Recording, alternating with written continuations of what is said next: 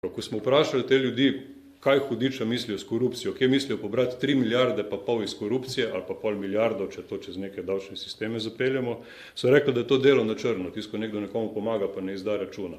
Ampak to pomeni vojska inšpektorjev, ki jih pošljete na narod, da duši ta narod in ta vojska inšpektorjev košta. A s tem je to resen kdo s tem predlogom, da bomo na ta način pobrali več kot milijardo, kolikor nam zmanjka, za te ukrepe, za katere je Danju lepo predstavil, da koristijo samo tistimi z najvišjimi dohodki.